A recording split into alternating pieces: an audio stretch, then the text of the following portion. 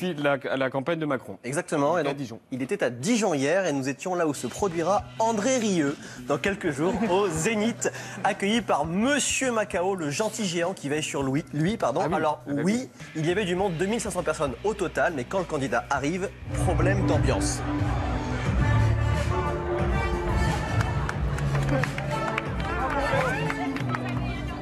Ça applaudit pas des masses. Voilà, problème. Éloigner les enfants, comme d'hab, ça commence par le gros bisou d'avant-meeting.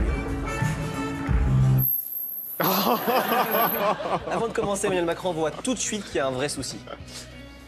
Il n'y a pas beaucoup d'ambiance à Dijon. C'est assez mou comme accueil.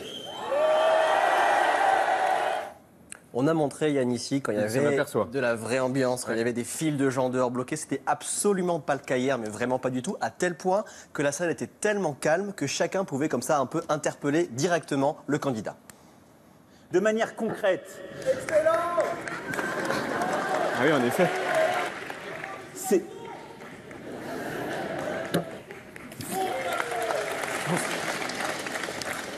Je n'ai pas entendu ce que vous avez dit. Si c'était une acclamation. Fonce Macron, on a quand même trouvé un mec à fond. Mais il se fait engueuler. Et un deuxième champion au taquet.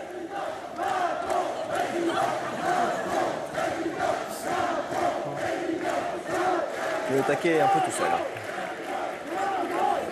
Le problème, c'est que Macron a vu beaucoup trop grand, alors il a dû mettre des grands rideaux noirs au milieu de la salle pour planquer les centaines de sièges vides. On a discuté de ce petit problème d'ambiance avec les militants.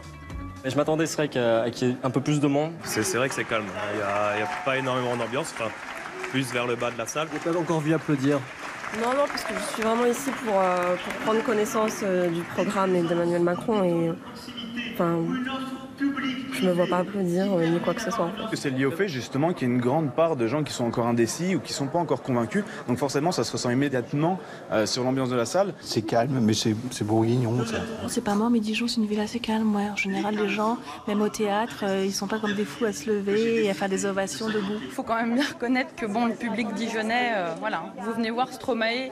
Ici, il y a moins d'ambiance que dans les autres salles ailleurs. C'est pas Emmanuel Macron, c'est plus les Dijonnais qui sont plus, comment on dirait, un peu frileux. Bon, il faut aller faire une enquête à Dijon pour voir pourquoi ils sont comme ça à Dijon. Et t'as pu en parler au candidat? Ouais, mais je crois que je l'ai un petit peu vexé. Ah. Il y avait beaucoup de monde, mais l'ambiance était un peu calme, on va dire. Franchement, on a fait tous les meetings avec vous. Franchement, aujourd'hui, c'était pas foufou, quoi. Bah, vous avez vu les Léola et compagnie? Non, moi ça m'allait bien, vous inquiétez pas. C'est vrai qu'on vous a pas montré Léola. Bon, ben, on vous les met. C'est quoi Léonard? C'est ça. Ah ouais, dis donc, quelle ambiance dijonnaise. Ah ouais. Ils le font pas. Je pense qu'on peut faire mieux ici. Hein. Oui. On peut faire mieux à 3. Je suis pas persuadé qu'il fallait les montrer, ces Léola. Merci, Paul.